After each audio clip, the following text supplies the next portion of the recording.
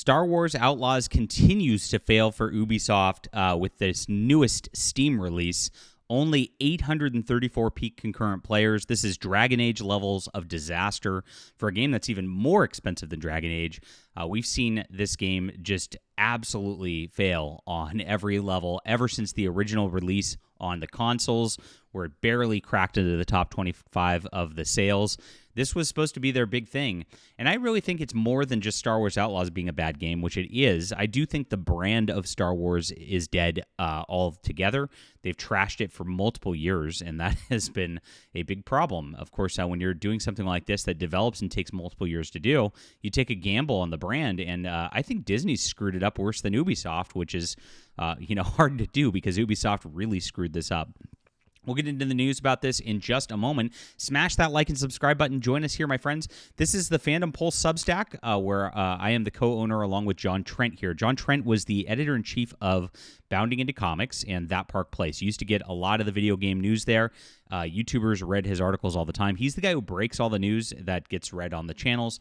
You've seen his articles on The Quartering, on Nerdrotic and Friday Night Tights. You've seen it on Hypnotic. You've seen it on Vera Dark's Yellow Flash.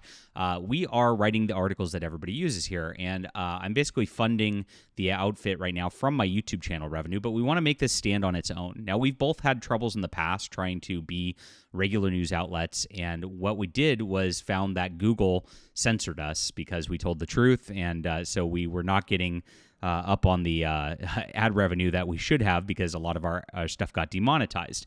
And so we're moving to Substack here. This is a free speech platform, and it's totally paid for by members like you. So we do some paid articles, but mostly we just rely on you guys to know that you want the video game news that's out there. And so please come in. It's only $5 a month, and we need about 10 times the amount of subscribers we need right now. We just launched, so this is a great start in order to be sustainable. And that's the goal, to have sustainable news where we don't have to answer to any major corporations. And, of course, that way we can tell the truth. So thank you guys so much.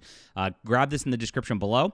I am also a science fiction writer. If you want a replacement to Star Wars, this is a great one. The Emerald Array, there's a Space Marine team fighting crazy monsters in space on behalf of the Terran Imperium. You will love this. It's a 66-page graphic novel, also in the description below if you would like to support our work.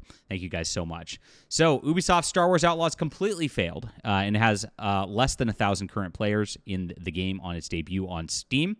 On its first day, it only hit a peak of 834 concurrent players.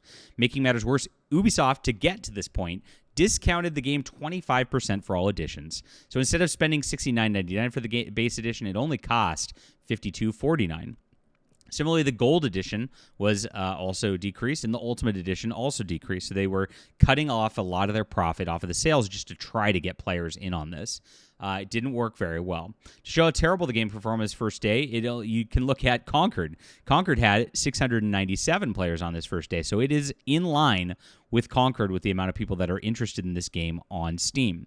Now, this echoes, of course, the gameplay that was going on with PlayStation with Star Wars Outlaws. There just were not a lot of people who came in on the game. And we saw how woke and terrible it was, but you could tell, compared to Jedi Survivor, the peak was 67,000 players. That's a successful game. You could tell by the difference. Old Republic had 34,000, and this is just the Star Wars brand collapsing in on itself. So Ubisoft put hundreds of millions of dollars into this game. It needs tens of millions of players in order to be successful. We found out that AAA games need at least 10 million sales just to break even in an article we just covered the other day. Absolutely crazy that they're spending so much on these train wrecks of games like this. But the design, just trying to make the character into a wine ant in space, was not a good move by Ubisoft for number one. Nobody wants that. Nobody's interested in that. As much as they're trying to capture that, quote, female gamer demographic, it doesn't exist for something like Star Wars, guys. It really is. Your player base are 90% male, are interested in this kind of thing. So if you put Han Solo, or even if you resurrected Dash Rendar, you guys remember Dash Rendar from Shadows of the Empire? That's where I go back to. I loved the N64 game. I loved the novel that came out of it. Dash Rendar was fantastic. That's who they should have put in this game, in my opinion, in my humble opinion here. If you guys remember him, leave a comment about that. I want to connect with you guys. That's awesome. So they screwed up on that level, but the whole franchise has gone this direction anyway. I mean, if you look at Ahsoka, it was Wynance in space petting their space cats. If you look at The Acolyte, which failed to, at that point, so everybody tuned out after Ahsoka. Then they really tuned out after The Acolyte with the lesbian space witches.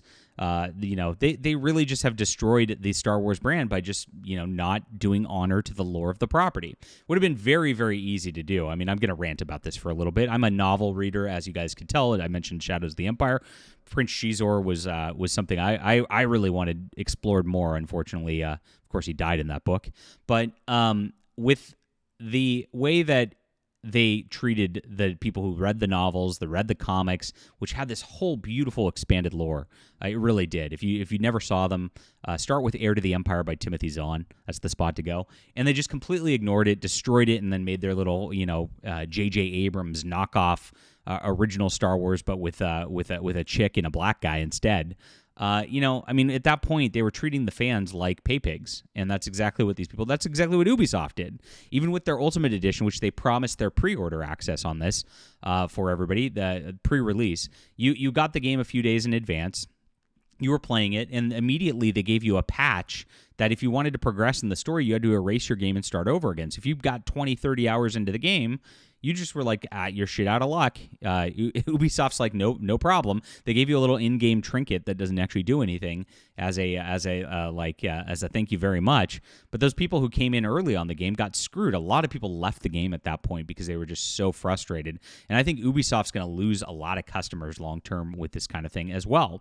It's absolutely a disaster for them on this front. So this is it. This is what's happening on Steam right now. It is destroyed. Everybody is not playing this game. This is a terrible, terrible launch. We'll probably see a little bit of an increase over the weekend. This is what happens on the weekend plays is you'll see Saturday or Sunday people popping up a little bit. It might get to 1,000. It could possibly break 1,000, but that's about it. This is as far as it's going to go for Star Wars Outlaws, and they've already blown their wad on marketing and all that with the original release of the game, so there's not much coming out at this point that people are excited about. Then that's it. Get woke, go broke, guys. Every single time these games fail, and as much as like the media tried to gaslight everybody and say that that's not happening with this, not happening with Assassin's Creed or Dragon Age: The Veilguard, it 100% is. And by the way, on the Dragon Age: The Veilguard front, there were some rumors that it broke 1 million sales, right? And we don't think this is the case. And Grum's reported on this morning as well, because it was reported that Stalker 2 broke 1 million sales.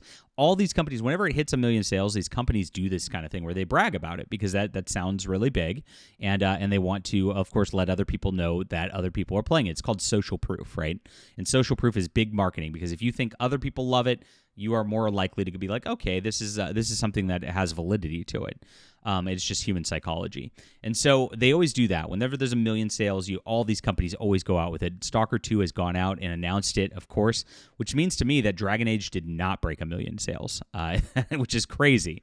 So Smash JT did report that he heard inside that it did break 1 million sales, which still is not profitable. Like I said, these games need 10 million sales in order to be profitable. But 10 times the amount of those sales. But it looks like, potentially, that actually didn't even happen. That's why it's not being reported. So these companies are going into hiding, guys. They're going into hiding. We've seen massive layoffs. I covered the layoffs yesterday in my video on Unknown 9 Awakening. Go watch that if you haven't already, because it's starting, and it's going to get even bigger as these companies fail. You have the power right here. All you have to do is not play Star Wars Outlaws. Don't get tempted just because it has the Star Wars brand. I mean, it's not what it used to be. I think I'm speaking to the choir here, who's probably not going to do that. But as long as we don't buy these AAA games from Ubisoft, from BioWare, and just let them sink on the vine, it's going to end up removing the DEI because these companies can't afford these kind of losses going forward. They really can't. 2 to 3 years of just not buying these games, it'll flatten the curve, and it'll force people into the industry who are going to actually care about gamers again. And that's exactly what we're trying to do here on the reporting. So congratulations, gamers, for not playing this game. It's another dud, another disaster for the Space Karen DEI agenda out at Ubisoft. And gosh, couldn't happen to a nicer company. Please leave a comment down below, my friends, what you think about this. Hit the like and subscribe button. Really appreciate you, especially the Shadows of the Empire fans. Yes. And please sign up for our Substack. You can get a free membership. I really appreciate paid members. Like I said, we need this, and we need your support to be able to do this kind of journalism that everybody in our circles relies upon. This is where it all starts. This is ground zero for changing the culture. And please do also support my alternative to Star Wars with the Emerald Array. Grab this graphic novel. We're over $15,000 sold. Really appreciate you guys for all the support so far. We'll be back soon.